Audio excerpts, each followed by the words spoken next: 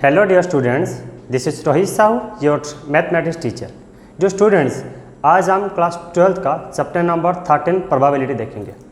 बच्चों, बहुत सारे स्टूडेंट बोलते हैं कि प्रोबेबिलिटी डिफिकल्ट है। एक्चुअली ये डिफिकल्ट नहीं है बच्चों, क्योंकि प्रॉब्लम क्या होता है कि बच्चों प्रोबेबिलिटी में जो अप्रोच है ना, वो अप्रोच नहीं लगा पाते, इसलिए बच्चे बोलते हैं difficult. And probability class 12th का ऐसे एक टॉपिक है जहाँ ज़्यादा आपका प्रीवियस नॉलेज यूज होगा, यानी कि क्लास 11th का, जैसे कि set, permutation, combination and probability, right. तो पहले तो आपको ये सारे चीज़ का दिमाग होना चाहिए, ठीक है।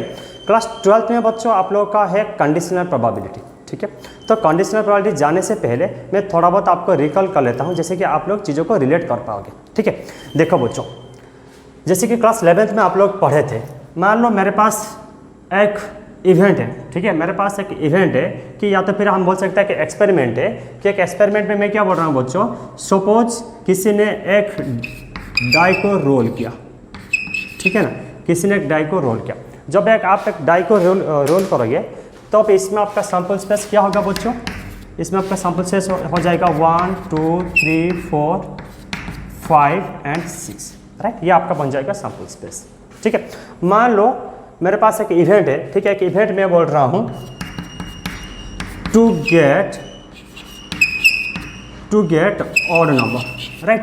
If I say to get odd number, जब मैं ऑड नंबर बोलूँ तो ये इवेंट का प्रोबेबिलिटी क्या होता था बच्चों, ये आपका होता था P ऑफ E, ठीक है ना। P ऑफ E यानी कि इस वाला इवेंट का प्रोबेबिलिटी, ठीक है। इसका फॉर्मूला क्या होता था, number N of E divided by N of S, यानी कि number of element in this set divided by total number of elements in the sample space. ये हो गया आपका सैंपल स्पेस। तो नंबर ऑफ एलिमेंट यानी कि ये S सेट का या S का कार्डिनलिटी यानी कि इसमें क्या होता है बच्चों, नंबर ऑफ एलिमेंट, अगर हम इसे हम नंबर ऑफ एलिमेंट भी बोल सकते हैं, ठीक है। तो S में टोटल कितने एलिमेंट है बच्चों, 1 2 3 4 5 6, यानी कि N ऑफ S क्या है बच्चों, 6। Similarly if I say E equal to get odd, जब E की जगह में ऑड होगा तो आपका E इक्वल क्या होगा बच्चों, E इक्वल आपका बन जाएगा, ओनली ऑड में बोल रहा हूँ, तो आपका ऑड क्या क्या होगा 1 3 एंड 5, एंड इसमें आपका N ऑफ E क्या होगा बच्चों, N ऑफ E हो जाएगा 3, राइट। N ऑफ E क्या हो जाएगा 3। जब मैं बोलूँ P ऑफ E बोलूँ, इसका मतलब क्या है, प्रोबेबिलिटी ऑफ दिस इवेंट। सो ये आपका होता है number of element in set E divided by number of element in the sample space. So N of E क्या दिया है बच्चों, 3 डिवाइडेड बाय ये हो गया आपका 6, जिसका आंसर क्या होगा 1/2, राइट। एंड एक चीज़ आपको याद रखना है बच्चों, आपका प्रोबेबिलिटी, ठीक है, प्रोबेबिलिटी ऑफ एनी इवेंट, किसी भी एक इवेंट का प्रोबेबिलिटी, ठीक है, ये हमेशा 1 से 0 के बीच में आएगा, हमेशा 1 से 0 के बीच में आएगा। ये 0 कब होगा, जब आपका एम्प्टी इवेंट हो जाएगा, नॉन इवेंट हो जाएगा, ठीक है, तो उसका प्रोबेबिलिटी हो जाएगा 0। ये आपका 1 कब आएगा, जब आपका इवेंट श्योर इवेंट हो जाएगा, यानी कि 100% श्योरिटी जब होगा, ठीक है ना। तो ये सब आपका क्लास 11th का था। अब देखते हैं क्लास 12th। बच्चों, क्लास 12th में एक्चुअली आपका क्या है, कंडीशनल प्रोबेबिलिटी। कंडीशनल प्रोबेबिलिटी क्या बोल रहा है, यानी कि आपको किसी भी एक इवेंट का प्रोबेबिलिटी फाइंड करना है। बात को समझो, किसी भी एक इवेंट का प्रोबेबिलिटी फाइंड करना है जहां और एक इवेंट F ऑलरेडी ऑकर्ड। बात को समझो मैं क्या बोल रहा हूँ, ठीक है। एक इवेंट E, किसी भी एक इवेंट E है, E का प्रोबेबिलिटी फाइंड करना है कब, जब second event F already awkward, यानी कि एक इवेंट ऑलरेडी जब आपका हो चुका है, ठीक है, उसका प्रोबेबिलिटी फाइंड करना है, ठीक है ना। सो ये आपका क्या होता है, इसे हम ऐसे भी लिख सकते हैं, probability of E divided by F, probability of E divided by F। इसका मतलब क्या है, we are going to find probability of E when F has been already occurred, जहां ऑलरेडी F हो चुका है, ठीक है ना बच्चों। तो इसका फॉर्मूला एक्चुअली आपका क्या होता है, P of E intersection F divided by P of F। मैंने आपको क्या कहा बच्चों कि F, ये जो आपका सेकेंड इवेंट है ना, ये ऑलरेडी आपका ऑकर हो चुका है, ये ऑलरेडी आपका हो चुका है, ठीक है ना। तो इसका फॉर्मूला क्या होता है, P of E by F equal ये होता है आपका P of E intersection F divided by P of F, P of F, ठीक है। तो इसका डेफिनेशन को और अच्छे से हम लिख लेते हैं। Before that please pause the video to note it down, ठीक है बच्चों। कंडीशनल प्रोबेबिलिटी का डेफिनेशन देखते हैं। ये क्या बोल रहा है, if E and F are two events associated with the same sample space, जबकि सेम सैंपल स्पेस पे मेरे पास दो इवेंट है E and F of a random experiment, the conditional probability of the event E, ध्यान से सुनना, the conditional probability of the event E given that F has occurred, जहां एफ ऑलरेडी हो चुका है, that is P of E by F. इसका मतलब क्या है बच्चों, P of E by F, यानी कि आप ई का प्रोबेबिलिटी फाइंड कर रहे हो जहां एफ ऑलरेडी अकर हो चुका है। बात समझ में, is given by P of E by F equal क्या होता है बच्चों, P of E intersection F divided by P of F. जो चीज़ ऑलरेडी हो चुका है, ठीक है, जो चीज़ ऑलरेडी हो चुका है वो आपका क्या होगा बच्चों, डिनोमिनेटर पर रहेगा। ठीक है, मान लो मैं बोल रहा हूँ कि इवेंट ई नहीं हुआ है, फिर इवेंट एफ नहीं हुआ है, जहाँ इवेंट ई ऑलरेडी हो चुका है, तो अब आपको क्या फाइंड करना है बच्चों, probability of F by E. Probability of F by, इसका मतलब क्या है कि आपको एफ का प्रोबेबिलिटी फाइंड करना है जहाँ ई ऑलरेडी हो चुका है। ठीक है, तो इसका फॉर्मूला क्या होगा, एज इट इज ऐसे होगा आपका, इसी टाइप का P of F intersection E divided by क्या होगा बच्चों, पी ऑफ ई, यानी कि जो आपका ऑलरेडी हो चुका है ये हमेशा आपका डिनोमिनेटर कहलाएगा, एंड इसमें आपका denominator should not equal to 0। ठीक है ना, क्योंकि ये अगर 0 हो जाएगा तो आपका बात इन्फिनिट पे पहुंच जाएगा। एंड ये दोनों का मीनिंग भी सेम होता है बच्चों, ए intersection F, F intersection A, दोनों का मीनिंग सेम होता है। ठीक है, ये बहुत ही सिंपल सा डेफिनेशन था। ठीक है, इसे रिलेटेड कुछ क्वेश्चन सॉल्व करेंगे ताकि आप लोग का कॉन्सेप्ट आसानी से क्लियर हो जाएगा। एक एग्जाम्पल ले लेते हैं बच्चों। ठीक है, मैं एक एग्जाम्पल ले रहा हूँ, मान लो किसी ने एक कॉइन को 2 बार टच किया। ठीक है, एक कॉइन को 2 बार टच किया, जब 2 बार टच करोगे तब आपका सैंपल स्पेस क्या होगा बच्चों, वहाँ होगा आपका हेड हेड, और एक हो जाएगा आपका head tail, tail head and tail tail. ठीक है, जहाँ इसमें आपका एन ऑफ एस क्या हो रहा है, 4 हो रहा है। बात को ध्यान से सुना। ठीक है, मेरे पास और एक इवेंट है। ठीक है, सपोज ये एक इवेंट है, जो मैं क्या बोल रहा हूँ, एग्जैक्टली 1 हेड बोल रहा हूँ। एफ सपोज मैं एक इवेंट ले रहा हूँ बच्चों। ठीक है, एफ की जगह पे मैं क्या बोल रहा हूँ, एटलीस्ट 1 टेल। बात को समझो, एटलीस्ट 1 टेल। ठीक है, मैं अभी आपको पूछ रहा हूँ find the probability of E divided by F. इसका मतलब क्या है, आपको ए का प्रोबेबिलिटी फाइंड करना है जहाँ एफ ऑलरेडी ऑकर्ड, जहाँ एफ ऑलरेडी आपका हो चुका है। बात को समझो मैं क्या बोल रहा हूँ, find the probability of the event E when F has been already occurred, जहाँ एफ ऑलरेडी हो चुका है। तो आपको क्या फाइंड करना है बच्चों, P of E intersection P of E by F find करना है। इससे पहले सारे इवेंट को लिख लेते हैं। ये रहा आपका एन ऑफ एस। अब देखते हैं बच्चों ई में मैं क्या बोल रहा हूँ, एग्जैक्टली 1 हेड। जब एग्जैक्टली 1 हेड होगा तो अब ई का मतलब क्या है बच्चों, ये आपका क्या होगा, यहाँ का होगा आपका HTTH। बात समझ में है बच्चों, HTTH, जहाँ आपका एन ऑफ ई क्या होता है, एन ऑफ ई आपका बन जाएगा 2। बात समझो बच्चों, बहुत ही आसान है। ठीक है, एन ऑफ ई क्या है इसमें 2। सेकेंड में क्या बोल रहा हूँ, एफ क्या बोल रहा है बच्चों, एटलीस्ट 1 टेल, एटलीस्ट कम से कम 1 टेल, यानी कि एक या एक से ज़्यादा टेल। एटलीस्ट 1 टेल का मतलब क्या होता है बच्चों, एक या एक से ज़्यादा टेल, कम से कम एक टेल बोल रहे हैं। ठीक है, तो इसमें आपका एफ क्या होगा, एफ इसमें आपका बन जाएगा एटलीस्ट 1 टेल, यानी कि ये आपका बन जाएगा HTTH एंड TT।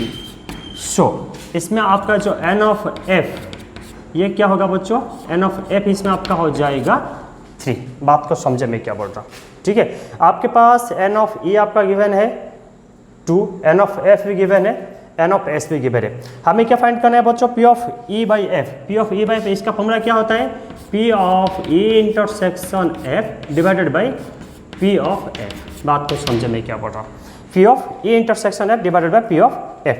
अच्छा, सो P of E intersection F मुझे फाइंड करना है बच्चों। जब ई ये होगा आपका, एफ ये होगा, तब मुझे बोलो आपका ई इंटरसेक्शन एफ क्या होगा बच्चों, ई इंटरसेक्शन एफ, यानी कि जो ई में है एंड एफ में है, दोनों में जो कॉमन है, ये आपका क्या है, HTTH, राइट।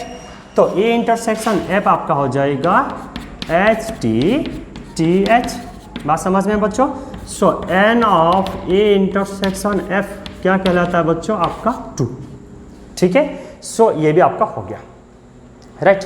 अभी आपको क्या फाइंड करना है, P of E intersection F.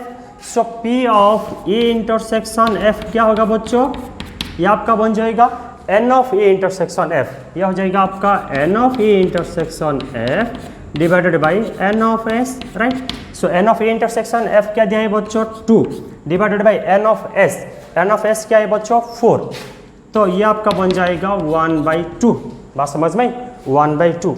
उसके बाद आपको क्या फाइंड करना है पी ऑफ एफ क्या होगा बच्चों, पी ऑफ एफ सिमिलरली आपका बन जाएगा N of F divided by N of S.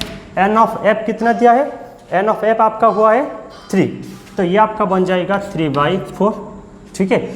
So P of A intersection F आपका बन जाएगा 1/2 डिवाइडेड बाई ये है आपका 3/4, ठीक है। हाँ, सो ये आपका बन जाएगा 2 कैंसिल हो जाएगा, राइट। ये बन जाएगा आपका 2/3, हाँ 2/3 विल बी योर आंसर, ठीक है।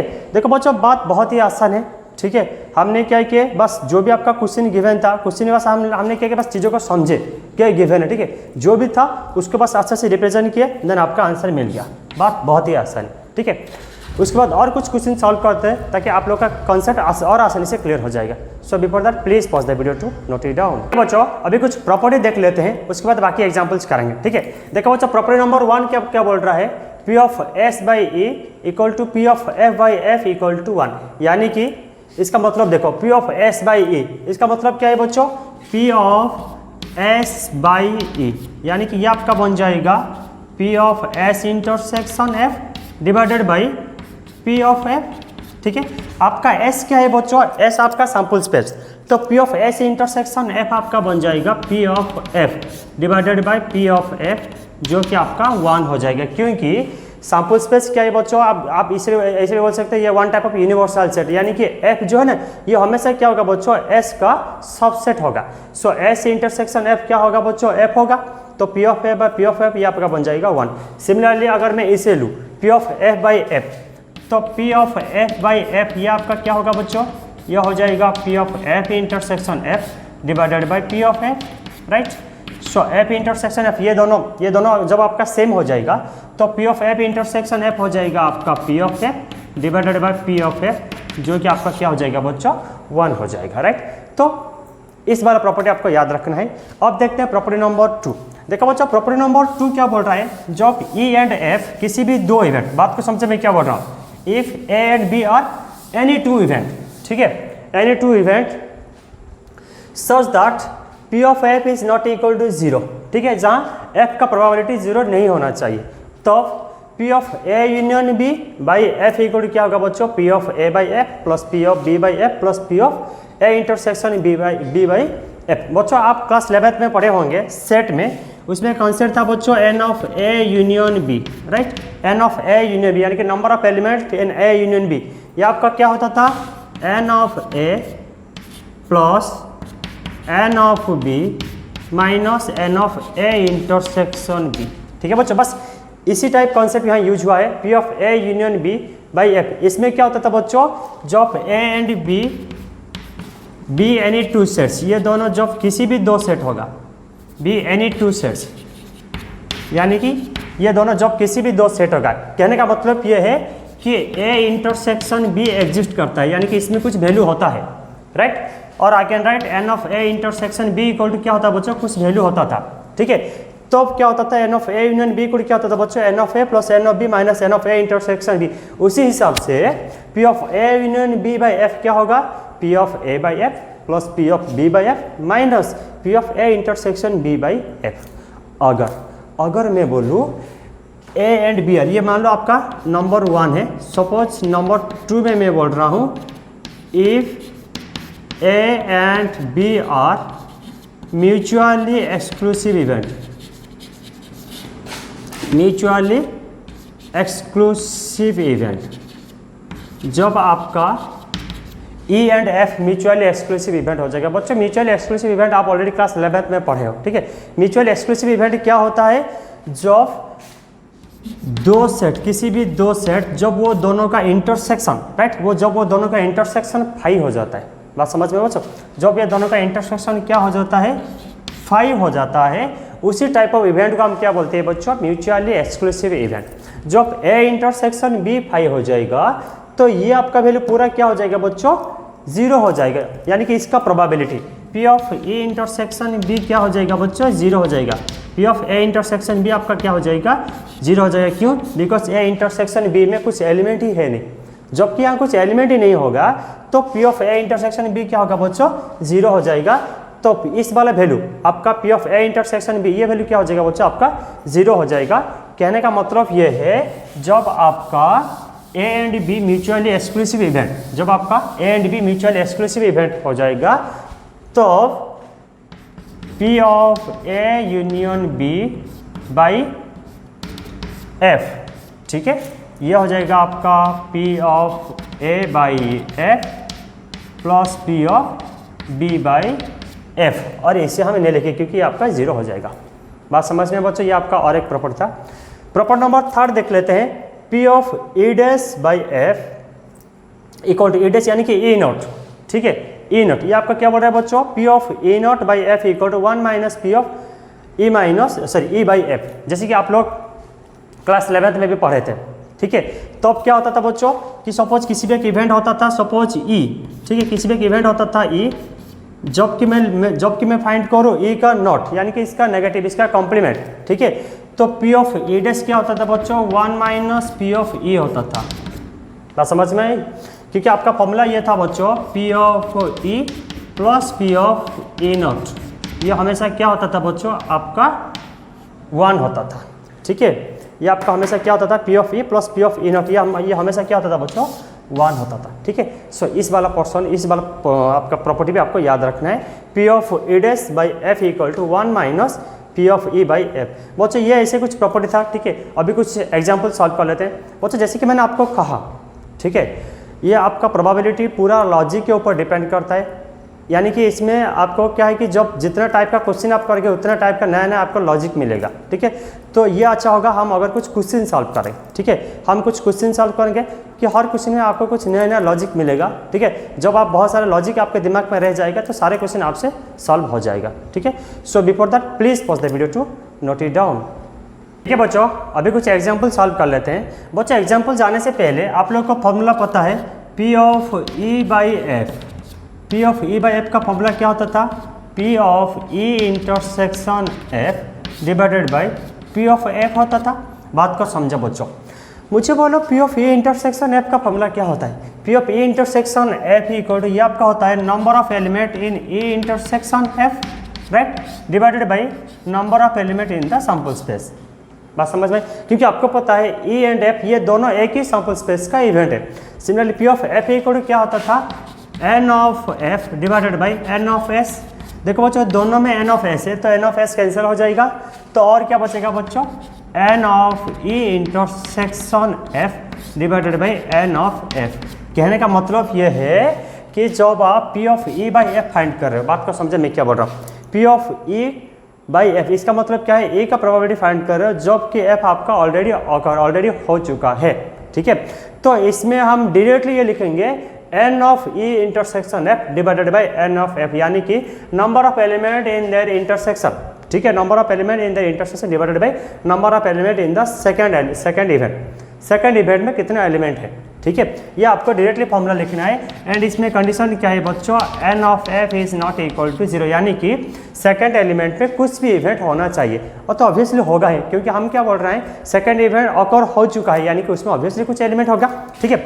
चलो अभी कुछ क्वेश्चन सॉल्व कर लेते हैं ताकि कॉन्सेप्ट आप लोगों का और आसानी से क्लियर हो जाएगा, ठीक है। देखो बच्चों यह एग्जाम्पल 2 आपका एनसीईआरटी बुक का क्वेश्चन क्या बोल रहा है, ए फैमिली हैज 2 चिल्ड्रन, एक फैमिली में 2 चिल्ड्रन थे, what is the probability that both the, ध्यान से सुना बच्चों, both the children are boys given that at least one of them is a boy.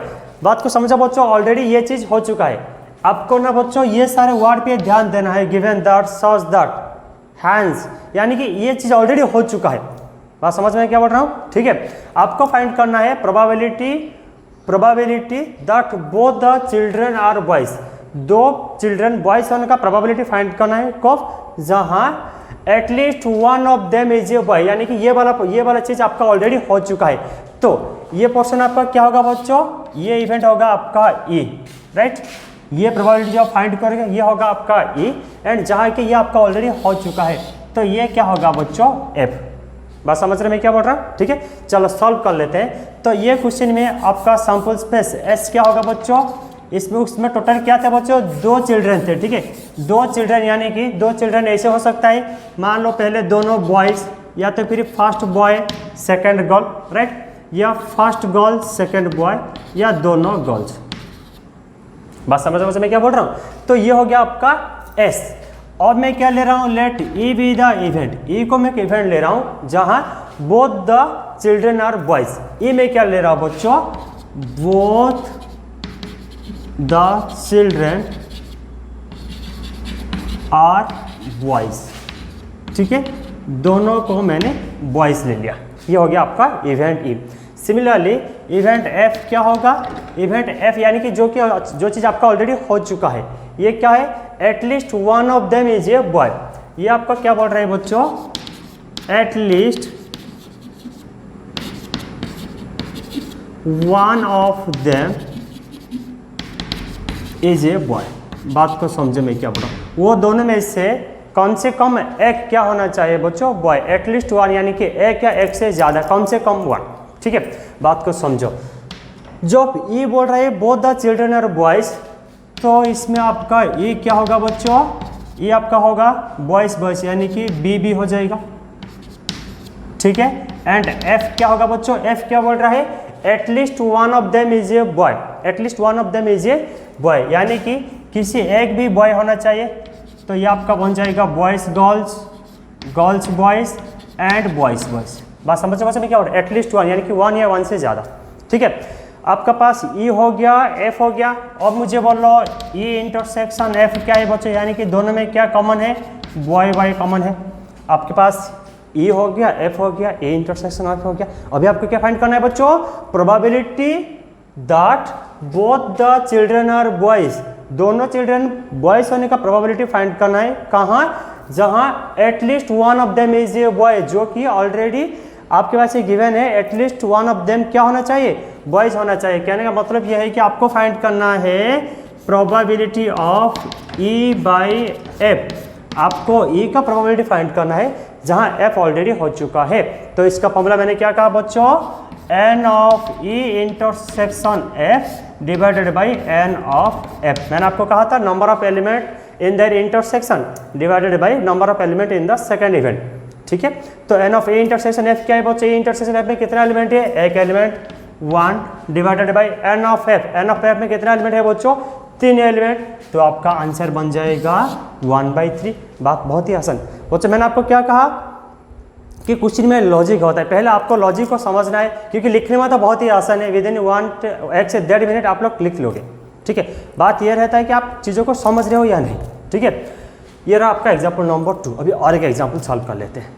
देखो एग्जाम्पल नंबर 3 क्या बोल रहा है बच्चों, 10 cards number 1 to 10 are placed in a box. एक बॉक्स पे 1 से 10 तक नंबर मैंने प्लेस किया, mixed of thoroughly, and then 1 card is drawn randomly, ठीक है बच्चों। कहने का मतलब यह है 10 कार्ड में से एक कार्ड रैंडमली ड्रॉन किया गया है, बाहर मतलब आप लोग ने बाहर किए। If it is known that, बात समझे मैं क्या बोल रहा हूँ, if it is known that यानी कि एक चीज ऑलरेडी हो चुका है, यानी कि आपका सेकंड इवेंट आ गया। If it is known that the number on the drawn card is more than 3, कहने का मतलब ये है कि ये वाला इवेंट आपका क्या दिया है बच्चों, एफ दिया है। बात को समझो, ये क्या बोल रहे हैं, ये ऑलरेडी आपका हो चुका है। Look at this word known that, यानी कि ये चीज ऑलरेडी हो चुका है, आपका पास सेकंड इवेंट आ गया। बात समझ में आई। What is the probability that it is an even number?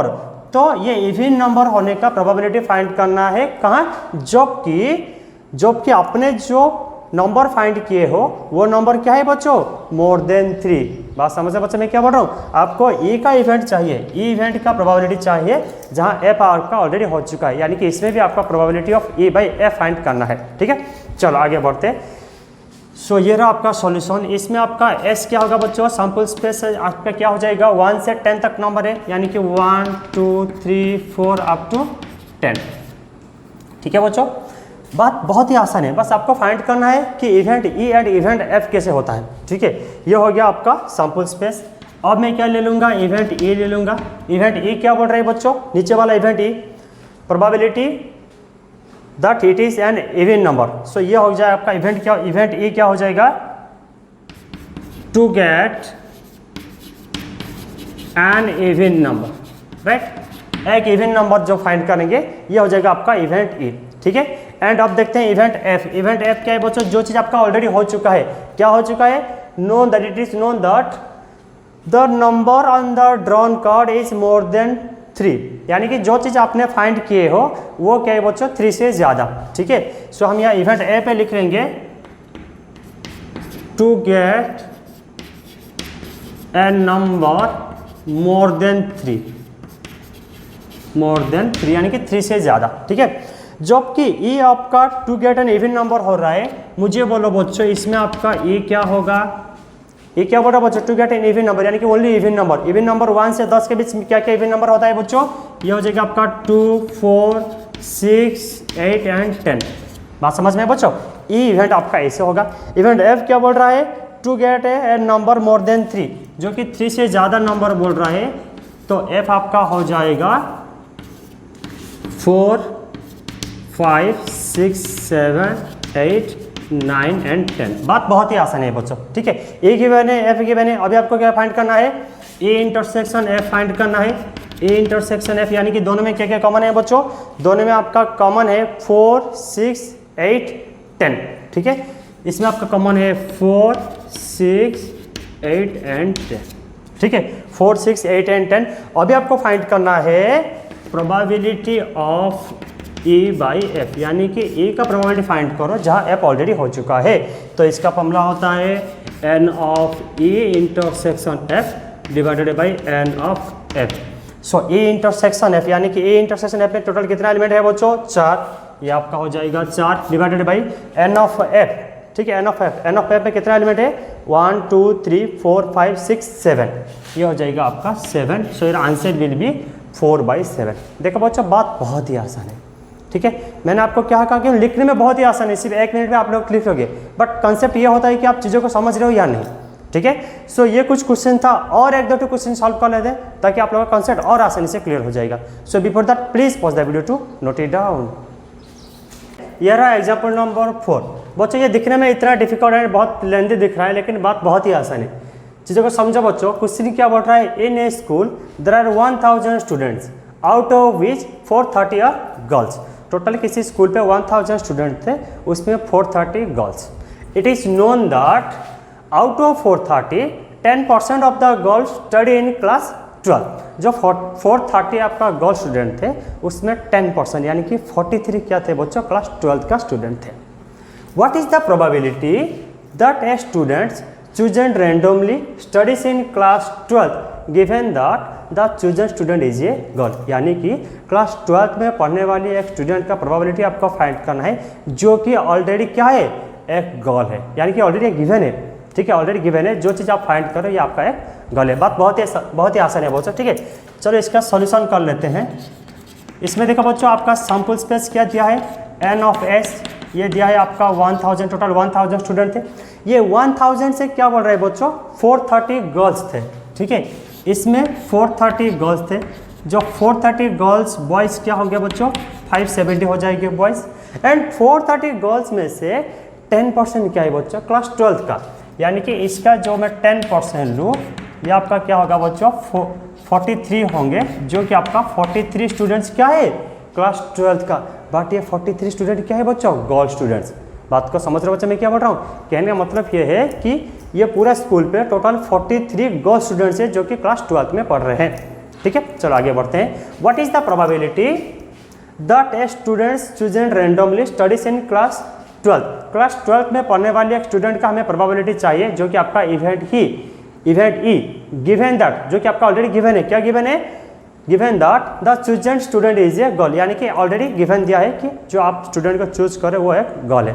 कहने का मतलब ये है बच्चों, आपका इसमें इवेंट ए क्या होगा, टू चूज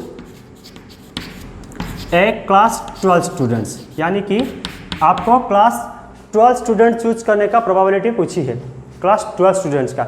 इसमें सेकेंड इवेंट क्या दिया है बच्चों, सेकेंड इवेंट दिया है chosen student is a girl. कहने का मतलब ये है, ये आपका बोल रहा है to choose a girl students, right, to choose a girl students. बात को समझो बच्चों, बहुत ही आसान है, ठीक है।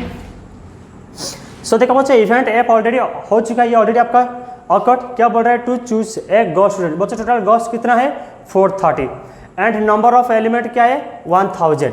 कहने का मतलब ये है, देयरफॉर पी ऑफ एफ क्या है बच्चों, N of F divided by N of S, right.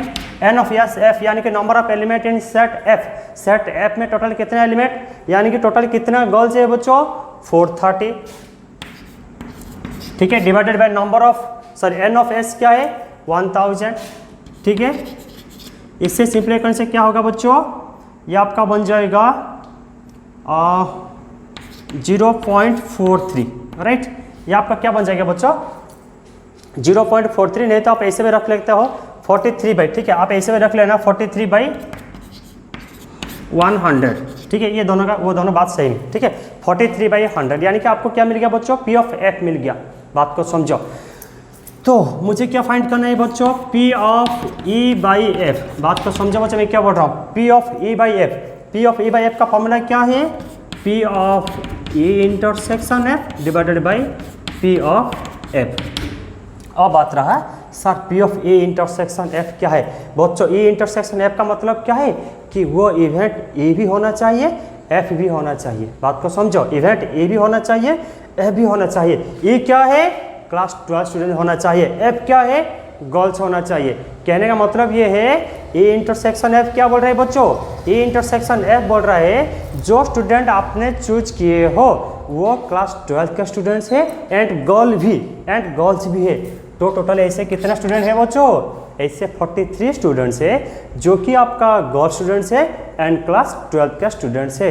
कहने का मतलब ये है, आपका probability of A intersection F क्या होगा बच्चों, N of E intersection F divided by N of S. N of E intersection F क्या है बच्चों, 43। ये आपका गिवन है 43 divided by N of S क्या है बच्चों, 1000। बात समझ में आई। तो अभी बस यहाँ हम पुट कर लेंगे, P of A intersection F क्या दिया है, 43 divided by 1000 and P of F क्या है बच्चों, 43 डिवाइडेड बाई 100। ये आपका 20 कैंसिल, 43 कैंसिल, और क्या बचेगा बच्चों, 1/10। बात बहुत ही आसान है। देखो बच्चों, क्वेश्चन दिखने में से इतना डिफिकल्ट लग रहा था, लेंदे लग रहा था, बट मैंने आपको क्या कहा, बस लॉजिक को समझने में जस्ट जो आपका ज़्यादा टाइम लगता है, ठीक है। सो बच्चों, आज हम ऐसे 4-5 क्वेश्चन सॉल्व किए एंड कॉन्सेप्ट भी देखे, ठीक है। अभी जो आपका एक्सरसाइज 13.1 है, ये खुद आप लोग सॉल्व कर पाओगे, ठीक है। आज के लिए बस इतना, मिलते हैं नेक्स्ट क्लास पे। Till then, thank you, God bless you all.